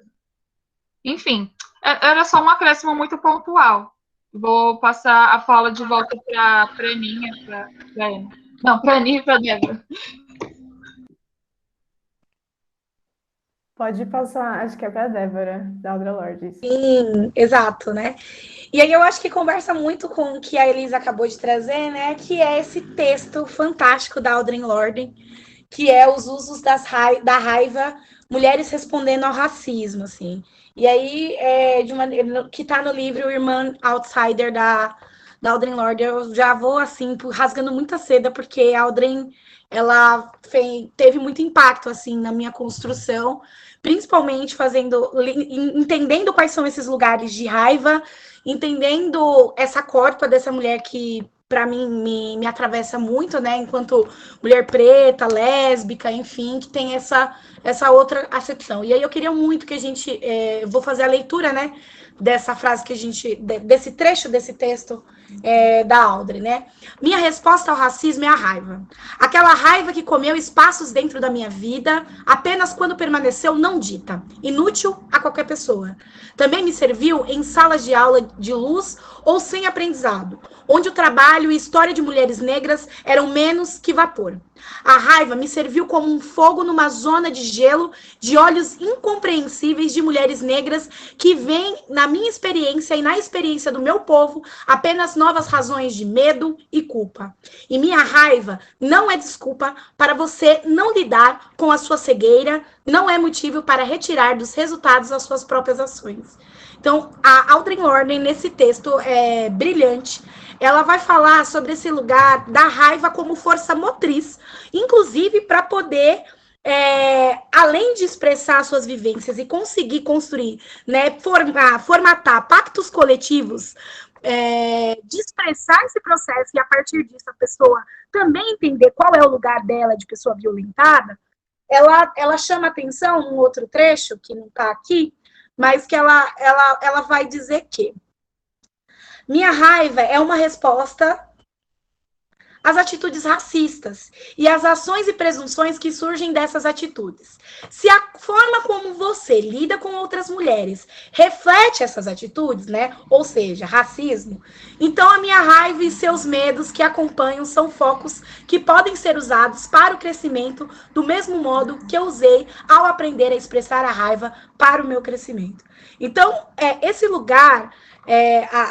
É muito importante dizer que aqui a Aldrin ela está falando sobre raiva e não sobre ódio, né? Isso foi até uma observação que a Aninha colocou aqui na construção, mas ela está falando sobre raiva e não sobre ódio. Ela está falando sobre uma raiva, inclusive, que dá a possibilidade dela expressar, né, dentro da sua subjetividade aquilo que ela está vivenciando, contribuir para a discussão coletiva e para a reconstrução dessa estrutura, porque ela está reconhecendo que essa raiva, que esse sentimento individual é também uma questão coletiva ligada, e tá fazendo uma provocação, está fazendo um chamamento. Olha, se você está incomodado com a minha raiva, então tem um problema aí na sua construção. E esse texto ela fala principalmente sobre mulheres acadêmicas brancas, né, e feministas, né, tá muito ligadinho que eles trouxeram, porque esse é um texto que ela também vai se debruçar em dizer como mulheres brancas e feministas brancas, acadêmicas, elas não conseguem promover justamente esse ponto de diálogo e estão muito mais preocupadas com o modo com que as mulheres negras se expressam do que o conteúdo que elas estão construindo. Sobre o que elas estão falando, sobre a importância de dizer e pensar numa reformulação de estrutura. E aí, a gente não colocou no slide, mas eu queria também evocar uma outra autora que eu conheci muito recentemente, inclusive foi essa semana, através de um post do Instagram da Isabelle Ancioli, que é o arroba dela é afroantropóloga, e ela é muito bacana, ela tem vários posts muito bacana, que é a Laila Saad. Ela escreve um livro através de uma tag que ela subiu no Instagram, que significa que é Me and White Supremacy, eu e a supremacia branca, né? E essa autora, ela vai trazer dentro desse livro um termo muito bacana, que se chama policiamento do tom. Que esse policiamento seria uma estratégia utilizada por pessoas privilegiadas para silenciar pessoas racializadas. A tática é focar no tom do que está sendo dito e não na mensagem. Um exemplo, a pessoa negra, ela relata a situação de racismo, ela expressa sua raiva, fala sobre o que está sentindo, e o que a pessoa branca ela consegue falar é só que o modo com que aquela pessoa está falando é agressivo. Então, todo o contexto e a construção que a pessoa preta, com a pessoa racializada, eu gosto muito que ela traz esse termo racializada e aí engloba outras discussões, ela abomina, ela exclui toda a discussão que está sendo feita através daquela pessoa e se concentra no tom que a pessoa está usando. E isso é muito perigoso e por exemplo, uma das questões que também por isso que a gente queria entender muito sobre o termo comunicação não violenta, para entender qual que é a linha tênue entre o processo de violência, da pessoa ser silenciada pela violência que ela sofreu e dizer que ela precisa amenizar o tom com que ela está dizendo, que ela está se expressando, ou, de fato, tentar pensar numa mediação de conflito. Então, fica sempre nessa linha muito tênue e que a gente precisa ter um cuidado muito grande quando pensar nessa construção, justamente para não fazer o efeito contrário, né? Nesse momento de mediação, onde que a gente vai trazer dessa empatia jurídica, que a professora nos explicitou de maneira muito interessante, nesse momento, se essa vítima ela não vai ser silenciada, porque ela está sendo cerçada do direito de expressar sua raiva. E aí, né, trazer a Audre Lorde é justamente para trazer um contraponto total, assim. A Audre Lorde vai dizer que a raiva, ela também é possibilidade de força motriz para incomodar, para dizer que o que está ocorrendo é uma possibilidade da outra. Débora, eu vou aprofundar o que você está falando. Desculpa te cortar por causa do tempo, claro. Mas está maravilhoso. E porque eu não queria esquecer. Ela tem muito de Gandhi nesse pensamento dela, porque o Gandhi diz o confronto é fundamental. Ao me confrontar, eu me posiciono. E ao me confrontar, eu te encaro. e você me encara, né? Todo mundo gosta daquela frase que até um pouco a Mafone fala no final do texto, né? Seja você a mudança que você quer ver no mundo. Lindo. Só que antes disso, Gandhi fala, o confronto é fundamental. Sim. Né? Então, a raiva que ela fala é isso, é o confrontar-se, né? Porque você só vai se confrontar porque você está com raiva. Né? A raiva, o que é a raiva? Não está cabendo dentro de você, é uma situação que não está dando para administrar. Então, isso te leva ao confronto. E esse confrontar é o se colocar. E o outro também se colocar. Então, ele diz assim, o confronto não dá para... Gandhi, hein? Fala, não dá para fugir do confronto. Tem que haver é no confronto que todos crescem. Mas ele não tripudiava. Então, por exemplo, no dia que a Alemanha bombardeou Londres, que foi um horror, morreu um monte de gente e tal, foi um dia que não teve protesto na Índia. E ele dizia, né, que ele lutava contra o colonialismo, que ele queria que os ingleses fossem embora, que os ingleses cometiam crimes horríveis, mas que ele não ia aplaudir um bombardeio em que milhares de pessoas inocentes morreram dentro de suas casas. Né? Então, isso é muito interessante. Né? A raiva não me torna fascista, a raiva não me torna vingativo, e a raiva não me transforma no monstro. A raiva é o reconhecimento de um deslocamento de força que eu preciso fazer diante de uma situação que é injusta. Sim. E quem está incomodado com a raiva precisa se policiar ainda mais, porque se expressar essa dor, a gente precisa, quem está desse outro lado, né, essa pessoa precisa começar a observar por que a raiva de expressar uma situação de violência te incomoda tanto, né? Eu acho que isso é muito interessante, e a Laila Saad, que é contemporânea da contemporânea de toda, que ela está nesse momento presente, né? Ela traz muito. Esse termo de policiamento do tom é interessante como contrapartida da comunicação não violenta, porque ela vai dizer assim: o policiamento do tom reforça as normas supremacistas brancas sobre como as pessoas não brancas devem se manifestar. É uma maneira de mantê-las na linha sem poder. Então, né, como que a gente vai entender essa dinâmica da comunicação violenta sem praticar objetivamente esse policiamento do tom? Sem praticar objetivamente, tentar instruir um discurso que seja palatável, inclusive sobre expectativas do mercado. E se eu falo de empatia, eu falo da minha condição humana e da condição humana do outro. E a raiva é algo que eu tenho e o outro também tem. Exato. Exatamente, Pro. É exatamente esse lugar.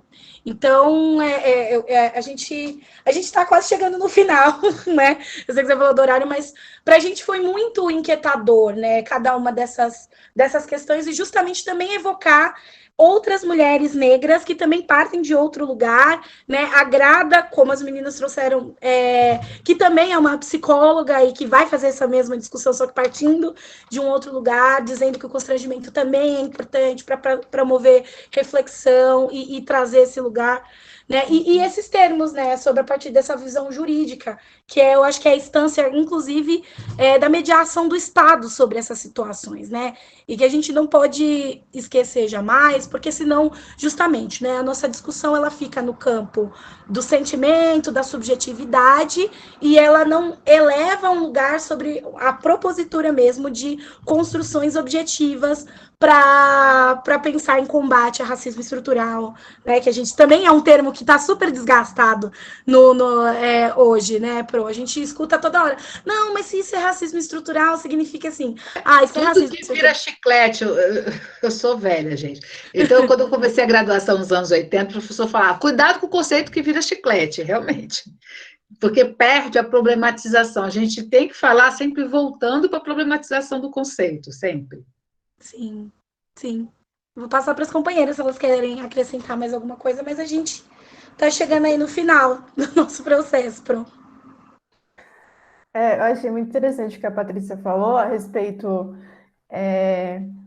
dessa fala do Gandhi, porque quando a gente estava preparando o seminário, a gente encontrou uma matéria que falava muito dessa distinção da raiva e do ódio. A raiva enquanto força motriz. E o ódio, ele é amigo do fascismo, paralisa, uma energia estagnada, né? Foi assim que colocou no texto, e a gente viu, né, como a raiva ela tem esse lado importante enquanto uma força, né, de mobilização. E aí a gente pensou na frase do Malcolm X, que, enfim, para finalizar a apresentação, que é: não confunda a reação do oprimido com a violência do opressor. E é isso. Gente, bravo, bravo, bravo, bravo. Queria saber se alguém da turma gostaria de fazer. A Stephanie está falando. Ah, Stephanie, abre o microfone, sua voz é tão doce, eu quero te ouvir, Stephanie. Pode falar. A Stephanie de Jesus. Agora. Pode falar, que a sua voz é muito doce, adoro te ouvir. Ai, que bom. Assim, eu estou muito encantada com o trabalho de vocês, porque vocês colocaram inquietações assim que eu estava. Então começou a apresentar a fala da autora, esqueci qual é o nome dela. Mafuane. Eu comecei a ficar incomodada. Eu falei, não. Eu já estava desesperada, assim, já, falando, pelo amor de Deus, o que está acontecendo?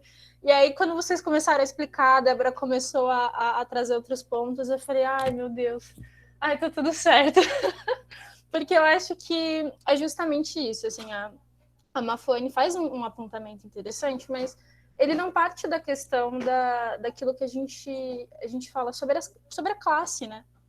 A gente precisa falar sobre classe. A classe, aqui nesse caso, ele não é um assunto desgastado, né? A gente precisa falar em relação a isso, e me lembrou muito a forma como... Enquanto houver capitalismo, não é assunto desgastado de jeito nenhum. Exatamente. E me lembrou muito a Angela Davis quando ela vai falar sobre a interseccionalidade. Então, esses lugares, né, de quem que a gente está falando, né? Então, por mais que ela seja uma mulher negra, ela está falando de um lugar diferente, da classe trabalhadora. E eu quero, desculpa, meu amor, te cortar, mas eu quero ouvir sua voz bonitinha. É o seguinte, a gente não pode esquecer que, assim, a pessoa se dizer no Brasil uma mulher negra, ela está assumindo um posicionamento social, de classe e de identificação com situações mais ampliadas. Mas isto não quer dizer que essa pessoa ela é o risco do panafricanismo. Não existe uma ideia de negro homogêneo. A gente tem que ter muito cuidado com isso. O panafricanismo ele é um projeto de uma solidariedade negra. Ele não é a suposição de que todos os negros são naturalmente solidários. Essa é a grande diferença que a gente tem que ter, tá? Todos os projetos que nós vimos no curso, Panafricanismo, Negritude, o Panabismo, são projetos de solidariedade, mas são projetos que passam por escolhas. Então, eu posso até dizer que eu sou uma mulher negra, mas não está identificada aí com pautas coletivas mais amplas de mudança. Então, aí isso a gente tem que ter cuidado. Não é dizer, sou mulher negra, isso não te coloca necessariamente numa postura de engajamento, tá? E isso não te coloca necessariamente numa postura de determinada de participação e diálogo com projetos mais amplos de mudança, ligados à questão justamente da denúncia ao racismo, ou mesmo até de uma transformação deste mundo na direção de uma equanimidade e respeito à diversidade humana. Tá? Vamos ter muito cuidado. Mas está ótimo, Stephanie, vai falando.